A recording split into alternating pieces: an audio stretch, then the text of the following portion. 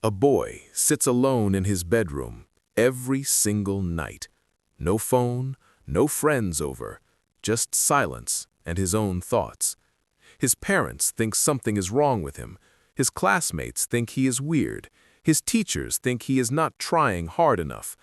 Nobody stops to ask what he is actually doing in that silence. And what nobody knew, what nobody even considered, is that boy was doing something that most adults around him had already stopped doing years ago. He was thinking deeply, completely alone. There are certain types of people who are genuinely intelligent in ways that never show up where intelligence is supposed to show up. They do not perform it. They do not announce it. They actually spend most of their lives quietly wondering if something is wrong with them because the way their mind works has never matched what the world called smart. If you have ever felt too much, noticed too much, or spent too much time alone inside your own head, this was made for you. Here are 5 things people do alone that reveal their true intelligence. Stay until number 4, because that one will change the way you see your own mind completely. Quietly replaying everything. You replay conversations after they end, not because something went wrong, because your mind refuses to leave an unfinished thought sitting there unexamined. You're lying in bed tonight. The room is quiet. The conversation ended hours ago. Everyone else has moved on, but your brain is still back in that moment, turning it over slowly, examining every word, every pause, everything that was left unsaid. And at some point, you probably told yourself to stop, that normal people do not do this, that your brain just cannot switch off the way other people seem to. But here's what's actually happening inside your head in those moments. Your mind is doing something most people around you are completely incapable of. It is processing experience at a depth that the surface never reaches.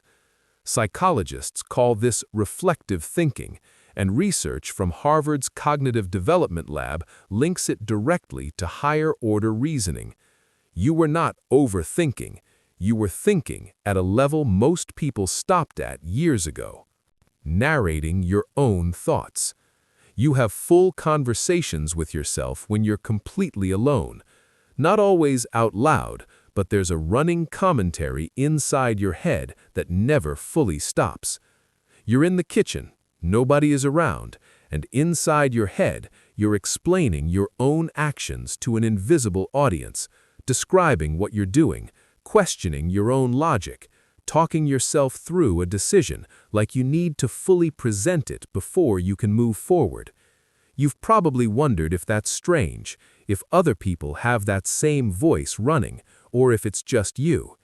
Here's what that voice actually is. It's your brain organizing information in real time, building understanding from the inside out before you take a single step forward. Most people act first and never examine anything.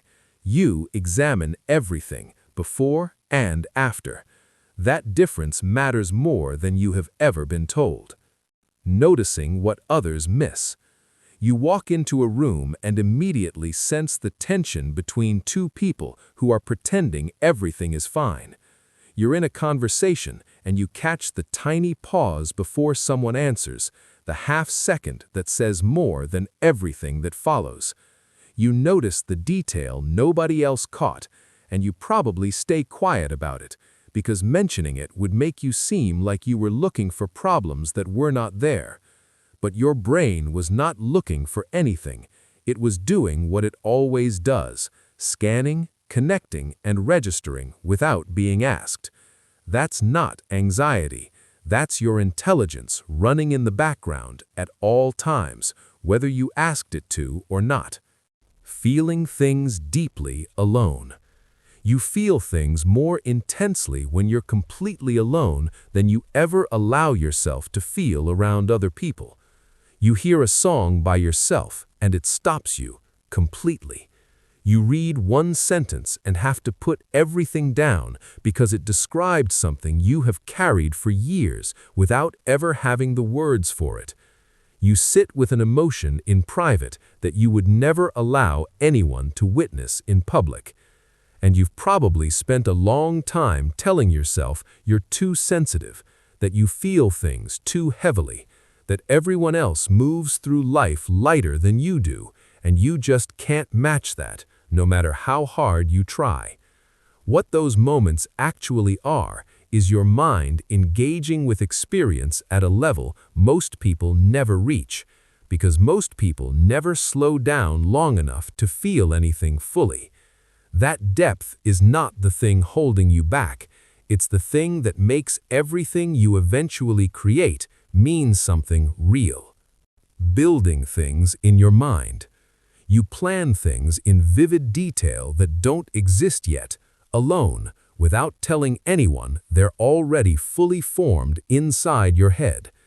You're in the shower, or on a long, empty walk, or lying in the dark, unable to sleep, and your mind is building something, a conversation you need to have, a version of your life that doesn't exist yet, but feels completely real and detailed inside your head right now. You can walk through it. You can feel the texture of it. You've probably dismissed all of this as daydreaming, as the thing your brain does instead of being useful, as proof that your head is always somewhere else when it should be here. But the ability to construct vivid, detailed futures in your mind with that level of clarity is one of the rarest cognitive abilities a human being can have.